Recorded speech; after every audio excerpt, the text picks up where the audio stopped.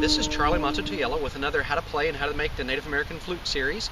I just wanted to bring you today some beautiful surroundings where we're at here today. The wind is really nice and kind of blowing, so you may hear it in the recording a little bit, but we thought it was nice enough in this location to go ahead and shoot this video here. Of course, where the location is undisclosed. But, today I'm bringing you a video on how to take care of your Native American flute. Now this video will go over some general basics, but I do want to let you know that it varies depending on the type of finish that your flute has. If you use some of the oils that we use to maintain our flutes, it may actually remove or tarnish the finish if you have one of those highly prized lacquered flute finishes, which aren't really the kind that I make, but in either case I wanted to bring this information for you to help out. I use for cleaning purposes a fresh, clean baby diaper. This baby diaper is a cloth cotton diaper. These stains are from previous oilings and flute cleanings that I've done, but it's so soft and nice to work with as far as making a flute shine. It does a number on it. So we use that, and we also use some other simple, some home products that you can find. The first one being this baby oil here. Thank you. And this is just a generic brand of baby oil that we buy, but to take care of your flute and to keep its finish nice and lustrous for a natural finish, a tiny dab, just a drop or two. Notice I'm turning my flute around in circles when I do that. It helps coat it evenly inside. When I turn it upside down, what you want to be careful is watch out for the oil drips that come out of here. Those oil drips do stain clothing. As you notice, they stain baby diapers. This was a new diaper when I bought it. But you can use any kind of cloth or anything that's absorbent, and you can even look down inside of the flute to see if the oil has made it all the way to the other end. And when it gets close to the other end, you know you've gotten enough in there. So we'll put the baby oil away for just a second with my helper here. Thank you.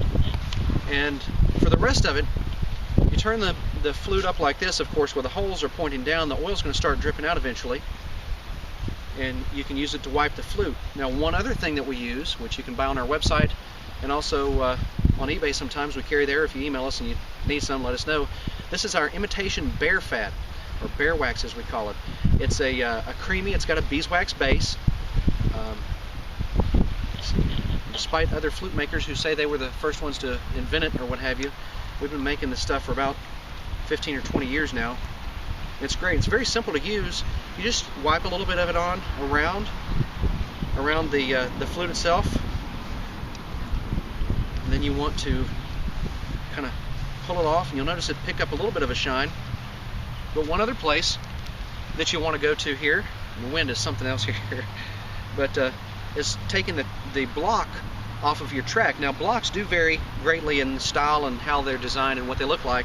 Some blocks look like birds or animal figures, and some of them are just a flat piece of river cane or bamboo like this. I like to take a tiny little bit of it and wipe it down inside of the track area there to help smooth it. And you can't see it from the video, I'm sure, but here, when I'm looking at it, it's almost glassy shine on that area there. You can also put a small dab of it, especially if your flute has a windy or airy sound.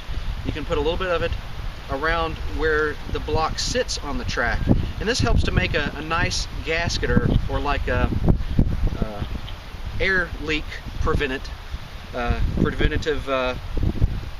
fitting there, and helps it to seal up really nice. The reason I like to use my imitation bear fat is not only does it have the consistency of real Cherokee bear fat, some good stuff, I've got to tell you, but at the same time it is all natural. It's made out of plant base, no animal derivatives in it. Most of the plants that we use to make it with are indigenous. I believe actually all of them are, but the wax is a very good addition to your flute to not only give it a nice shine and luster. We found out recently that we can use it in automotive reasons, just like bear fat. If you meet old-fashioned Cherokee people that use bear fat for everything, they use it for everything. And our imitation bear fat we've been making for a long time, and it seems like every day we find a new use for it. We've used it for lip balm, for hair oil, for some of just about everything. But it really does a number on taking care of your flute. Coincidentally, if you got a flute for me, there's a good chance that it has some of the imitation bear fat on the inside of it left. The next thing I'm going to do is trade this out with my other flute here and show you what it will do to a flute that has a natural finish but doesn't have the natural covering on it that the river cane does. This flute is one of my favorites. It's actually the one that plays in the intro and the ending of each one of these how to make and how to play the Native American flute videos that we do here. And it's one that I made forever and a day ago. It's made out of a piece of 2,000-year-old western cedar from Washington State. A friend of mine who's a ranger up there had cut quite a few pieces of it and sent them to me, and I've made a couple of different flutes out of it, and this was one of my favorites. It has a beautiful sound to it, but you can see I've let it kind of get dull and not really as nice looking as it had been, and I haven't oiled it in a while, so I thought today would be a perfect opportunity to go ahead and take advantage of this and oil the flute and let you see the difference between what it sounds like with the without being oiled. I don't know if you'll hear it so much over the recording as you would in person, but the sound quality of a flute that has a natural finish, that has been oiled with mineral oil or baby oil. I try to stay away from harmful oils like tongue oil, because I do know that tongue nuts are toxic, although a lot of people use it as a finish, and I'm not saying it's bad, I'm not sure, I wouldn't use it myself, but a lot of people do. But once again, see, I'm just dripping a tiny bit of oil, and the wind's trying to blow it away. I'm dripping a tiny bit of oil inside of the flute and turning it around in circles at the same time. And then I kind of eyeball to see if it's ran down in there yet, but it's not completely to the other end. This is a slightly larger flute than the other. So I just put a little bit in there. Now if you use some type of swabbing or something to put it up in there, that might not be a bad idea, so long as you can get the swab out. Now, this flute can hold a lot of oil, so I'm going to go ahead and put some down the side of it as well to show you what the outside will look like after it's been oiled and waxed. Now, I haven't brought any of my elderly flutes here with me, but I do have some older ones that have been oiled and waxed so many times that they have developed a nice patina on them from having done so. And it is a method to ensure that your flute will not only last for a long time, but will also sound nice and look nice. You know, on this one, we're going to use a little bit more imitation bear wax. Our imitation bear wax is a nice consistency. Even in cold weather, it's still something that you can get out and is pliable enough. I think it's about, River, what would you say? It's about 65 degrees today, something like that. Of course, the wind makes it even colder, but anyway, I just wipe the wax on it like that. The trickiest thing is to keep the wax out of the fingerings. When you start noticing the wax gets coated inside of the fingerings, you might take a Q-tip or a cotton swab and kind of wipe it around inside of there. But at this point, my flute making experience, I've of course got to where I can keep it from getting inside of there pretty well. In the hand, any of you have ever heard of a waxed hand rubbed finish? This is how you make a waxed hand rubbed finish, right here. And I know that you can see, like I can see, the color difference between the way the flute was looking, which Western cedar has large pores, and typically Western cedar is a good sounding flute, but it does dry out really quick. So that's why this wax, if you'll notice, has given it almost an elegant shine. I'd say the luster's probably gone up several points on the luster meter, but with the oil being inside of it, as long as it's thoroughly coated it, you may even hear the sound quality difference over the recording.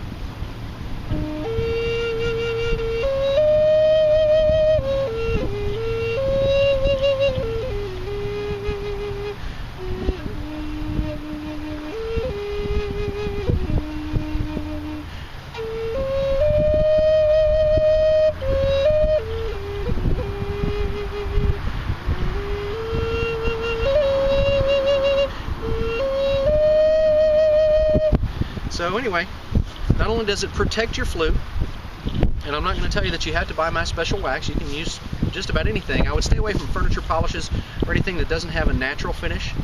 I have used previously a quantity of different types of oils, and find that the mineral oil is very viscous. That means it's thinner than other oils and soaks into the pores better. After another 5 or so years of taking care, maybe 2 years of taking care of this flute like this in this manner, and oiling it and waxing it on a regular basis, the shine will actually stay there, and it'll have a more enduring visible quality to the shine of the flute. But once again, you can see the night and day difference between the beginning stages of the flute and this stage. And keep in mind, like I said, there's no lacquer on this flute. If your flute has been lacquered with an oil-based lacquer, like Rust-Oleum actually has a clear lacquer that I've used before. If you've had those kind of oil-based lacquers, oil won't remove the lacquer as quickly.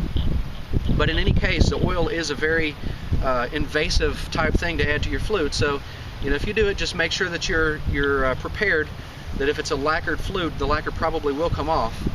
And if it's a natural flute, if it hasn't had any kind of lacquer added to it, the hand-rubbed oiled finish is really a nice look and has a nice feel and sound to it. It feels very earthy, I guess I should say. But anyway, as for now, like I said, just wanted to bring you this wonderful backdrop that we have and this excellent Florida-Alabama border.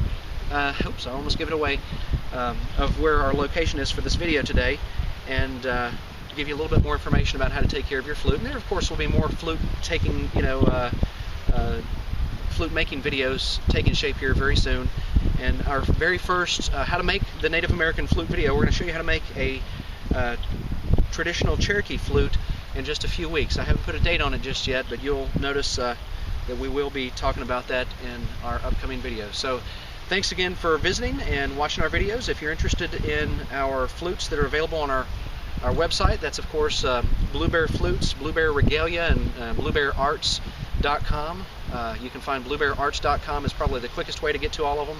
Bluebearflutes.com will take you right to my flute section of it. My wife's side of the website is bluebearregalia.com. And of course our eBay name Pizza Crew, P-I-Z-Z-A-C-R-E-W, which you can find that information all on our YouTube page here, and of course our homepage. But thanks again for watching. I hope you enjoyed this. If you have any questions, I look forward. I've had several emails from people asking questions about how to do this, that, and the other, or what to do, and I really encourage you to feel free to email me.